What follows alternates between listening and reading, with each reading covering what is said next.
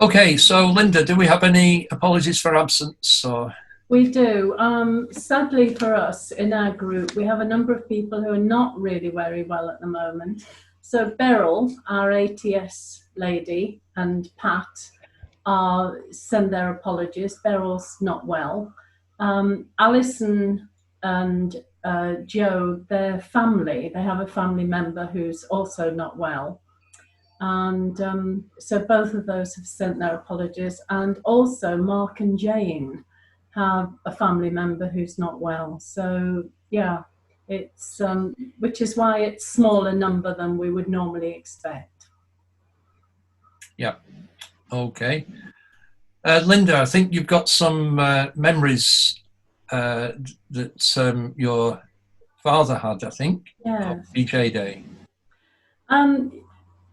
His memories, I mean, my dad died a long time ago, 1995. But he'd written this. This is actually just celebrating victory. And actually, on this occasion, it was victory in Europe. But I felt it was appropriate to share it. After the 40th commemoration of VE Day, he actually wrote down his memories. And so it goes like this. Sergeant Amor, 608 Company Royal Engineers, 21st Army Group. Billeted in a field under canvas outside a small village, name forgotten, somewhere near Hamburg, in our push up to Lübeck on the Baltic Sea.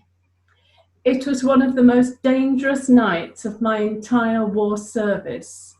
Due to less than half a mile away were Russian prisoners of war, letting off all sorts of live ammo as celebration. But mainly, probably unintentional, it seemed to be coming in our direction. So he was a foolish man who walked about upright instead of on all fours.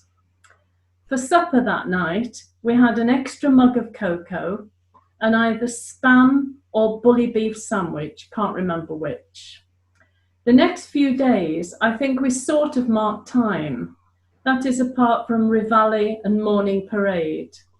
We were dismissed and the rest of the days just lounged about, catching up on washing, sewing, and generally cleaning our kit.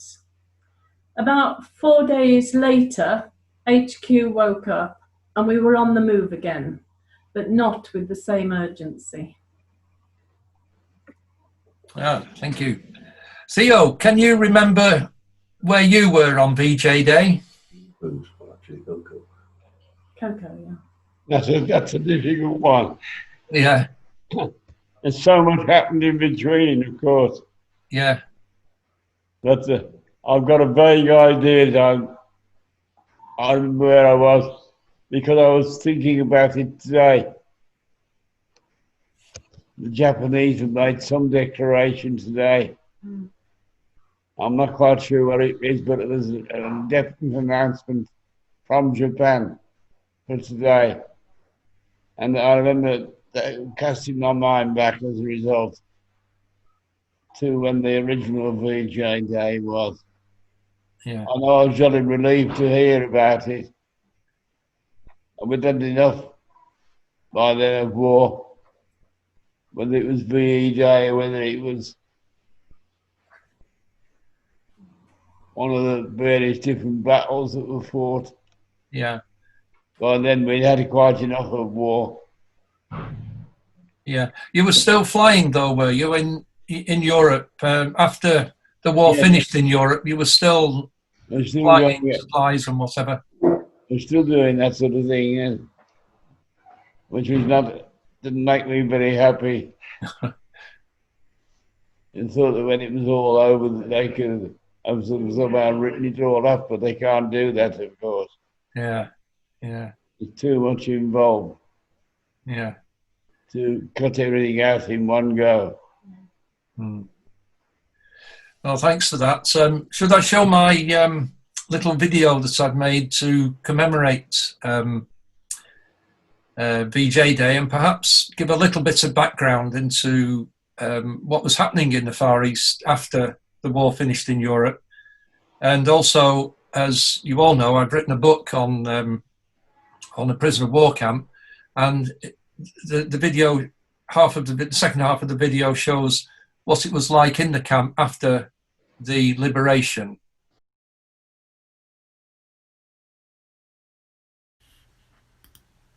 Japan has surrendered. So let us join in thanking Almighty God that war has ended throughout the world.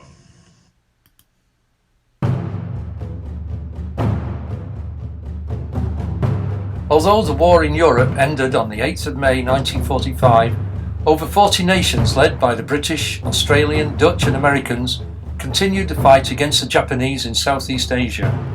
The Japanese occupied an area from China in the north to Papua New Guinea in the south, and from Burma in the west to the islands in the Pacific.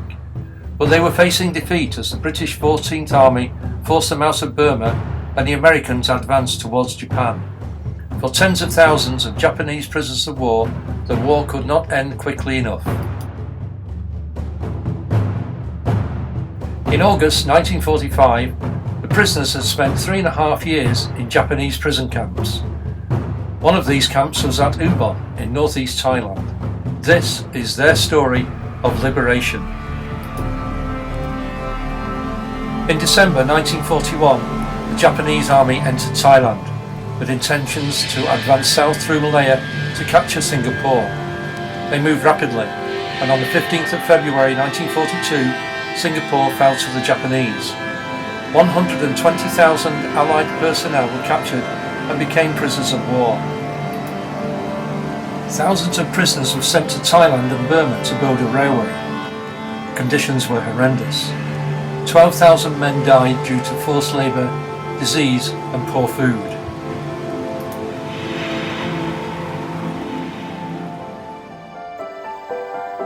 The railway was completed in October 1943. The prisoners remained in the camps, still working for the Japanese. By early 1945, as the Japanese were facing defeat, 3,000 prisoners were sent to Ubon to build an airstrip. Ubon camp was an improvement on previous camps, and the men generally healthier. In May, the British Special Operations Executive secretly arrived near Ubon to train the Seritai resistance movement to fight against the Japanese.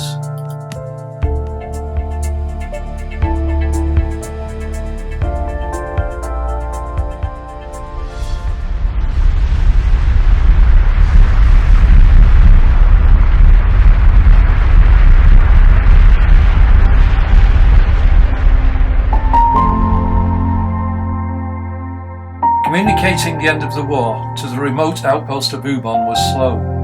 Rumours spread through the camp, but the prisoners had to remain vigilant against Japanese reprisal. 3 days after the surrender, Camp Commandant Major Chida announced the end of the war. At last, after 3.5 years, the men were free. The Great East Asia War has ended.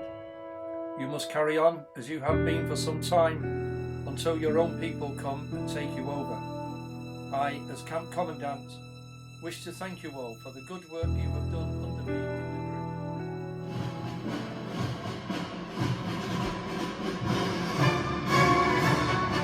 group. The men were now free.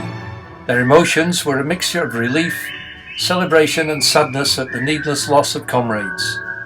They relaxed in the camp, and some ventured to Ubon and visited the markets without fear of being punished.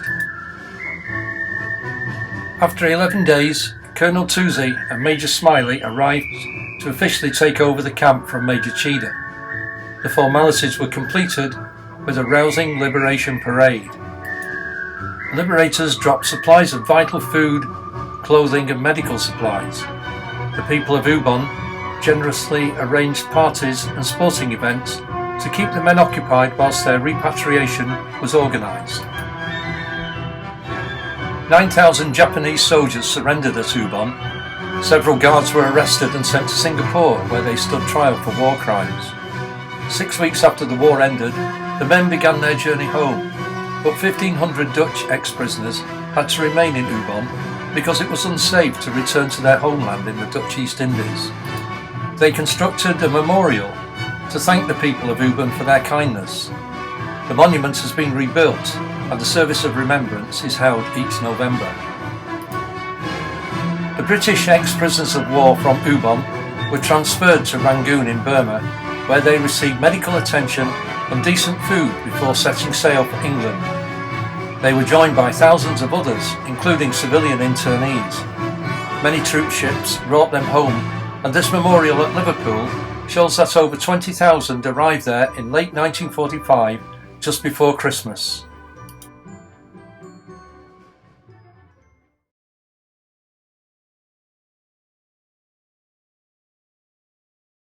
And we who are left grow old with the years, remembering the heartache, the pain and the tears, hoping and praying that never again man will sink to such sorrow and shame. The price that was paid, we will always remember. Every day, every month, not just in November.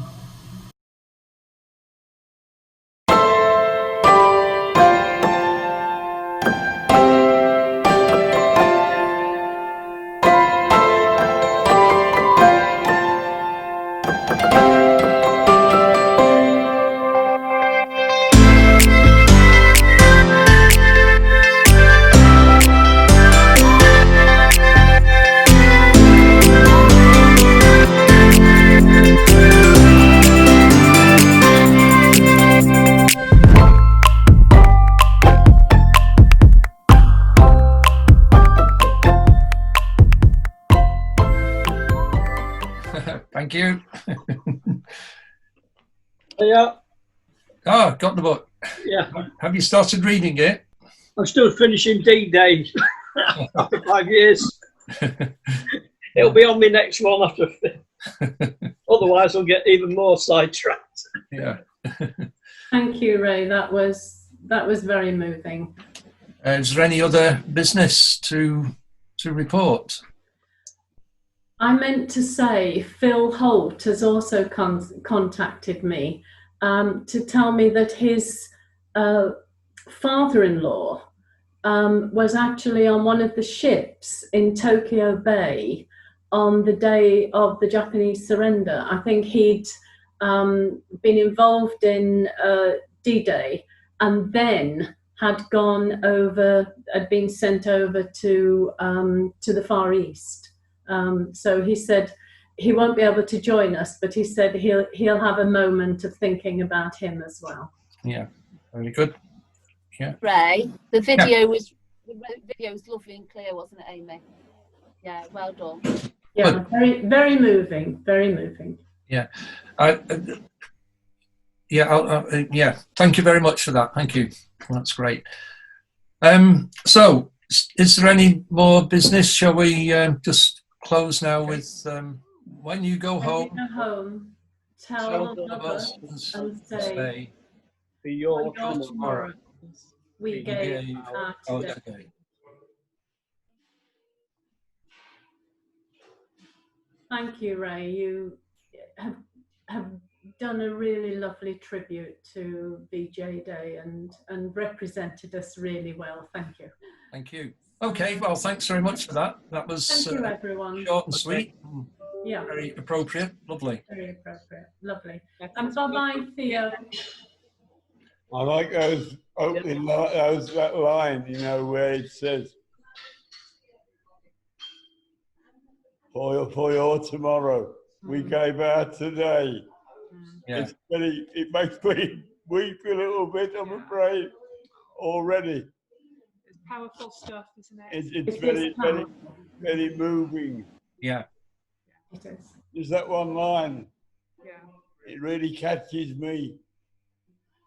And I was thinking, of course, again of my own parents and my own grandparents who were in various wars and how the same must have applied to them. Yeah. In a strange way. Yeah, absolutely. We can record it so much better today.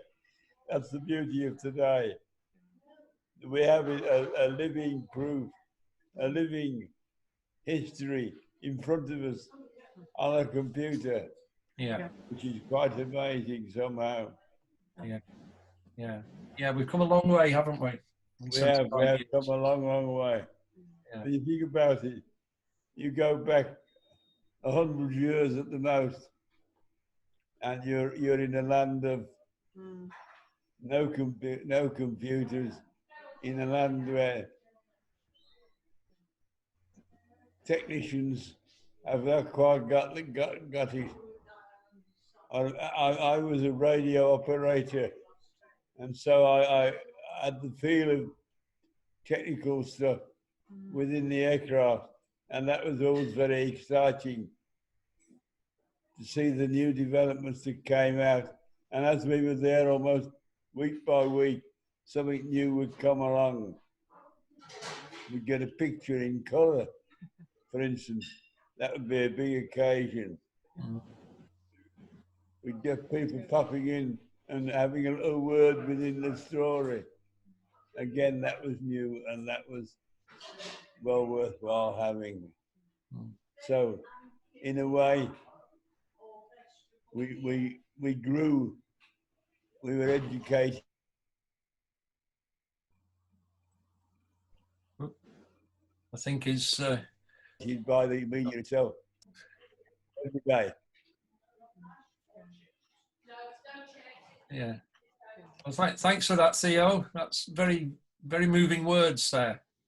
Yeah. Thank you. Thank you, everyone, and bye-bye. Okay, we'll say bye-bye now. Bye, Theo. Bye, Theo. Bye. Nice to talk to you all.